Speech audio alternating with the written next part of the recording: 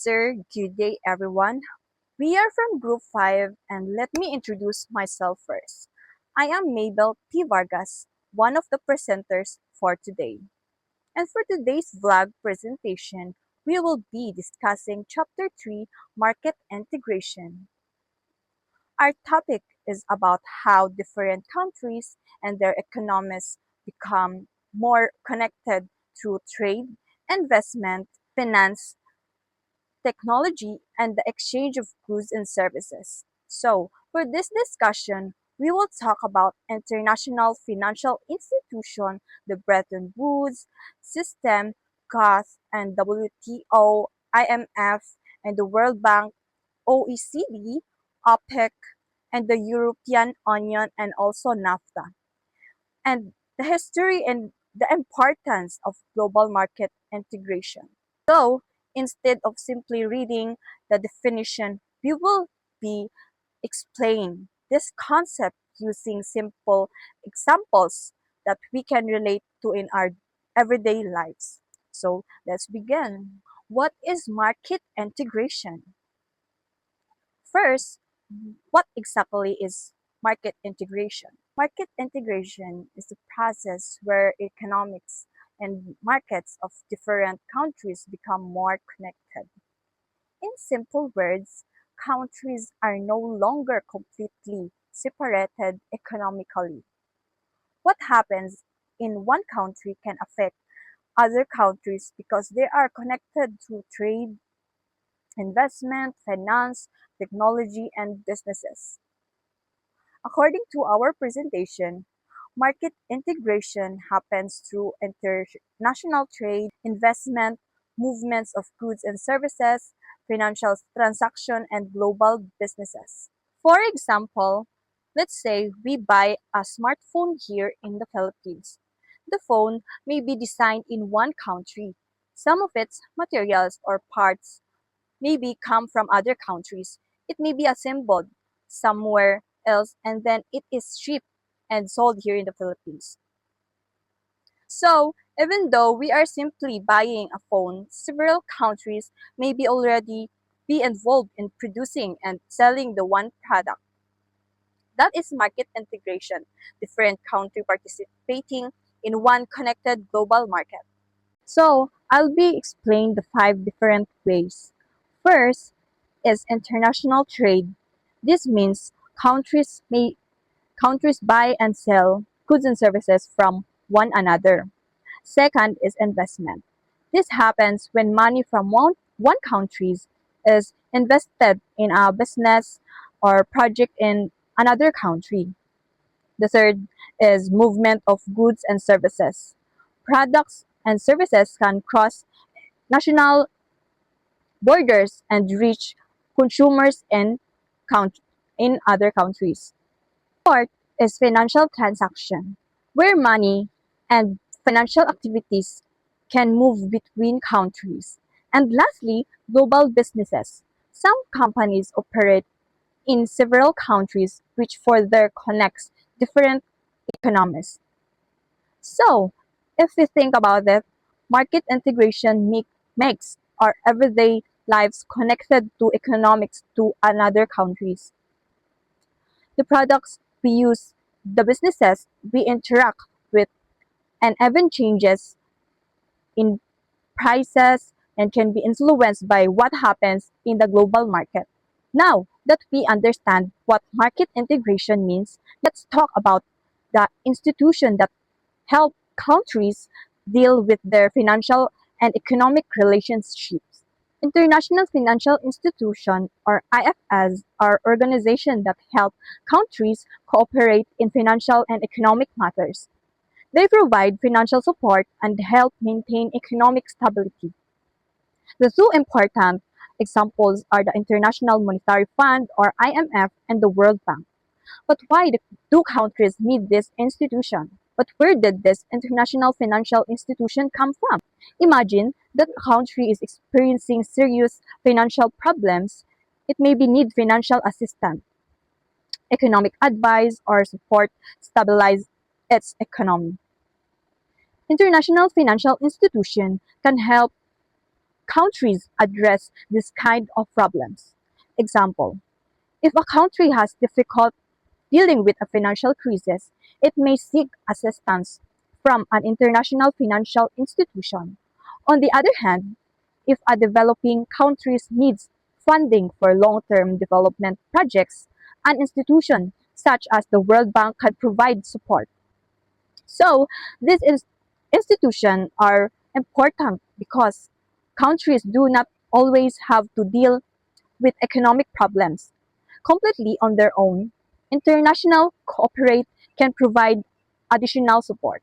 To understand that, we need to go back to the period after World War II and discuss the Bretton Woods system.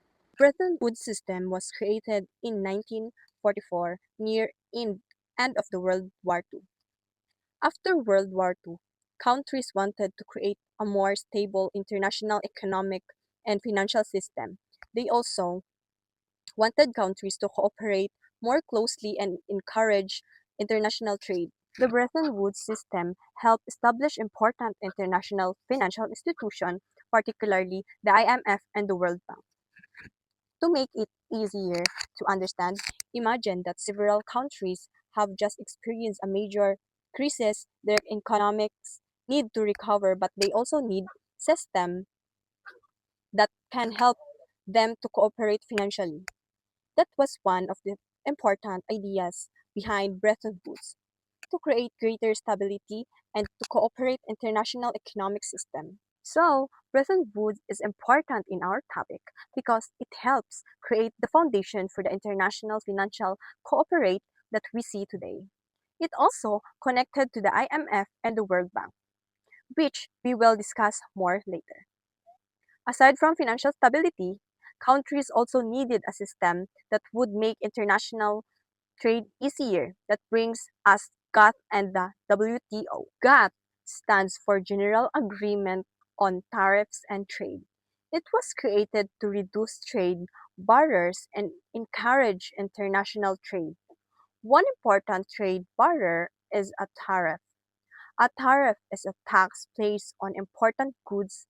If a country places a high tariff on an important product, the product can become more expensive.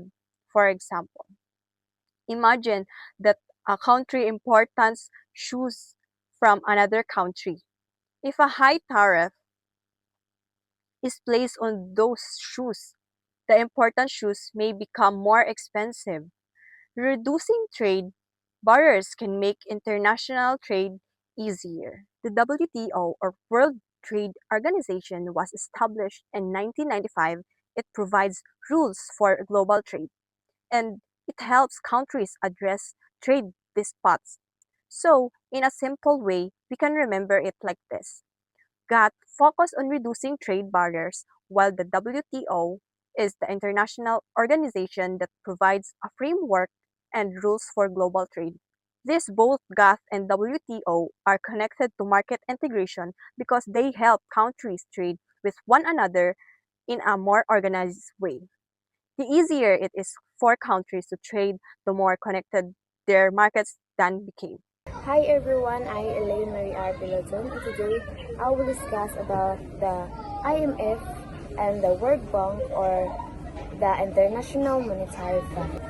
So, what is IMF and the World Bank? IMF and the World Bank were founded after the World War II. Their establishment was mainly because of peace advocacy after the war.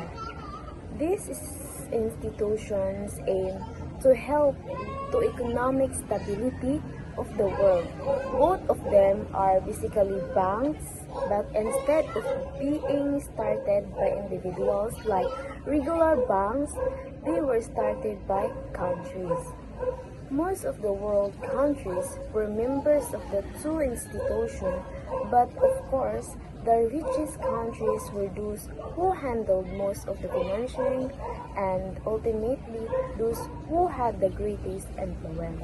For example, it is developing country needs money to build a school or improve roads in poor communities. The World Bank can provide financial support for this project. The IMF or International Monetary Funds. The IMF focuses more on financial stability.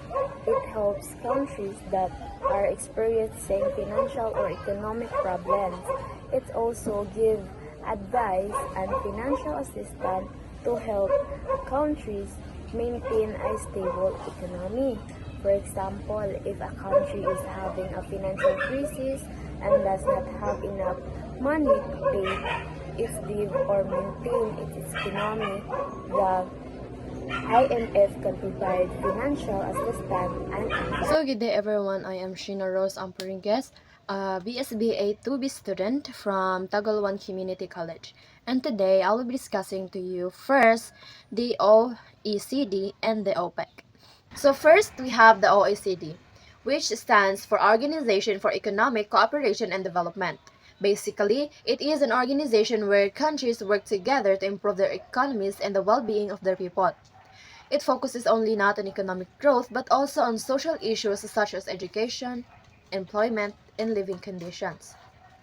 Countries can also share their experiences and ideas with each other.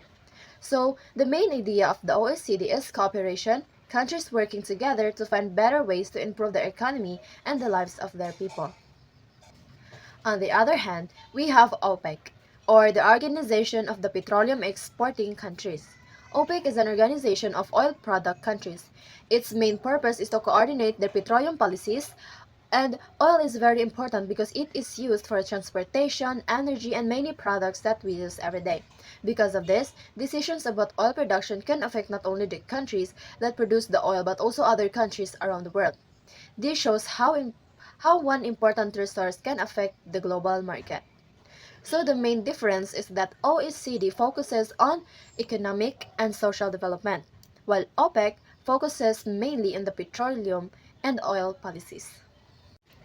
Lastly, the European Union or EU.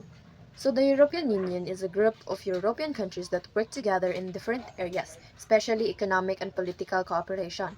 The main idea is that instead of countries always working separately, they can cooperate and make decisions together in areas where they have common interests. The EU helps its member countries become more connected economically. Countries can trade with one another, business can reach other markets, and people can have more opportunities to work and do business within the region. So this is an example of regional integration. Regional integration simply means that countries in the same region become more connected by cooperating in areas such as trade, economics, and politics. So for example, if a business in one EU member country wants to sell its product to another member country, the cooperation between the countries can make trade easier. This allows businesses to reach bigger market and gives consumer access to more products. Everyone, my name is Shinji Imora M. Aravera. So for my part, I will be discussing global market integration, and I will explain what is NAFTA and how global market integration developed over time and how the agricultural and industrial revolution helped connect countries through trade. So let's start. First, we have NAFTA, which stands for North American Free Trade Agreement. So NAFTA was an agreement between three countries, the United States, Canada, and Mexico. It started in 1994. The main purpose of NAFTA was to make trading between these countries easier. It reduced some trade barriers, encouraged countries to buy and sell more goods with each other, and it increased their economic cooperation. However, NAFTA was replaced by the USMCA in 2020. Next is the history of the global integration. Global market integration means that countries become more connected through trades, business, and money and technology. This did not happen all at once. It developed gradually throughout history. During the agricultural revolution, people started farming and producing more food. Then during the industrial revolution, machines and factories helped increase production. Today, because of modern technology, better transportation, and faster communication, countries can trade and communicate with each other much more easily. So these developments made country more connected economically. So now let's look at the agricultural revolution and industrial revolution. During the agricultural revolution, people changed from hunting and gathering to farming. Because they could produce more food, people began living in permanent communities. As communities grew, trade also started to develop. Then came the Industrial Revolution.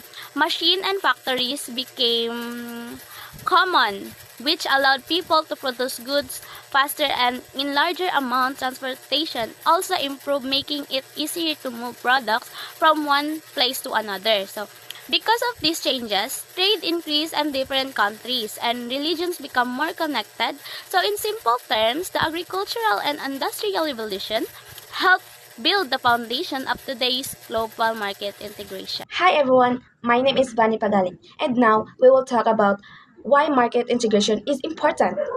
It is important because first, it increases trade between countries. We can buy and sell goods easily with each other. And second, it gives us more choices. We are not limited to products from our own country only. And third, it helps businesses grow. They can sell their products to many countries around the world. And fourth, countries work together. They help and support each other economically. And fifth, it creates more investment because business can invest in other countries too. And lastly, sixth, we share resources and technology. If one country is good at something, they can learn from it. So I have example for that. So here in the Philippines, we can buy rice from Thailand, gadget from China, cars from Japan, and clothes from USA. We can enjoy all these things because our markets are connected, and that is market integration. So, in conclusion, market integration is the process of connecting countries through trade, finance, and economic cooperation. It began long ago with agricultural and industrial revolution and grows stronger over and over. Organizations like IMF, World Bank, WTO, OECD, OPEC, and EU, and agreement like NAFTA all help makes this happen. This is important because it increases trade, gives us more choices, help businesses grow, and shares technology. It makes our world one connected global market where everyone can process together. So that's all. Thank you for listening. Our group identified three main factors that drive globalization. First, economic factors. Second, technological factors. And third, cultural factors. First, let's talk about economic factors. Under economic factors, here are the causes that push globalization forwards. First, lower trade barriers and tariffs.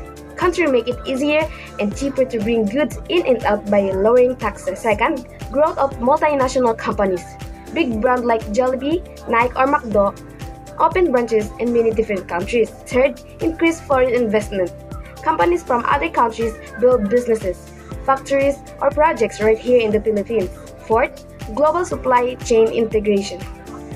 Part of one product are made in different countries before putting it together. Lastly, liberalization of markets. Rules become more open so buying and selling across borders is simpler. Because of these causes, we see these positive effects. First, economic growth and development. Our country earns more income. Second, more job opportunities. Foreign companies hire more Filipinos. And third, greater access to goods and services. We can buy products from all over the world. Fourth, poverty reduction. Business grow and people earn more. Lastly, standard of living, life become better for more people. So, economic factors connect countries to trade, business, and money. It allows goods, jobs, and investment to move freely across the world and creates opportunities for everyone. That's all for economic factors.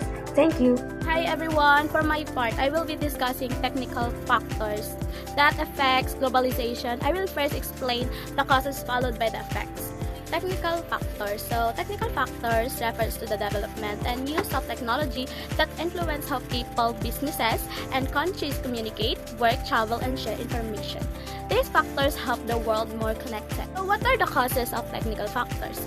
First, advances communications technology. So this allows people to communicate with others around the world easily. Second, internet and digital connectivity. So the internet connects people from different countries and give access to online communications and services. Third, faster and cheaper transportation. It makes traveling and moving products between countries easier and more affordable. Fourth, innovation and automation. New technologies and machines help businesses work faster and more efficiency. Fifth, or lastly, access to information knowledge. Technology allows people to easily find, learn, and share information from around the world. Next is the effects of technical factors. So, first, faster global communication. People can communicate with others from different countries almost instantly. Second, easier access to information, so people can quickly search for and learn about the different topics online. Third, increased efficiency and productivity. Technology helps people and businesses complete tasks faster and more effectively. Fourth, more innovation and technological progress. So, new technologies continue to develop and improve our daily lives. So, lastly, the world's become more connected. Technology makes it easier to people, businesses, and countries to interact with one another.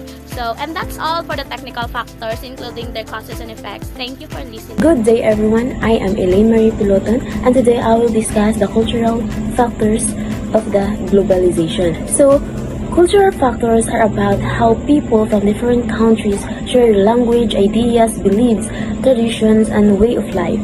There are several causes of cultural globalization. The first one is spread of language, such as English. English is commonly used for communication between people from different countries, especially in business, education, and social media.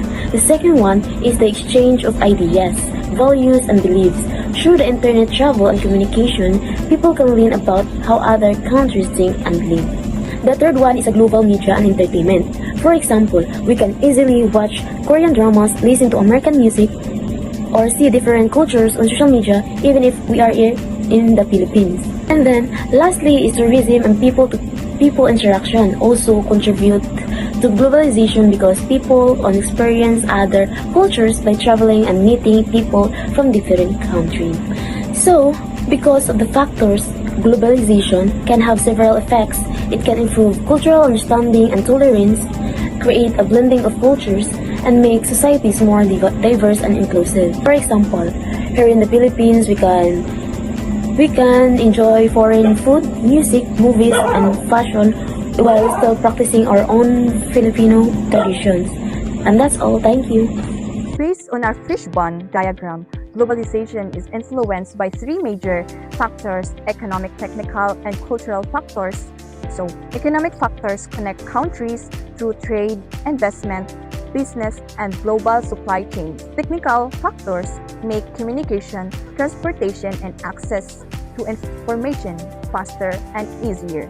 Meanwhile, cultural factors allow people to exchange languages, ideas, values, traditions, and entertainment. These factors work together to make countries more interconnected and interdependent. Therefore, globalization creates many opportunities such as economic growth, better communication, cultural exchange, and access to information, but it also requires countries to manage the challenges that come with greater global connection.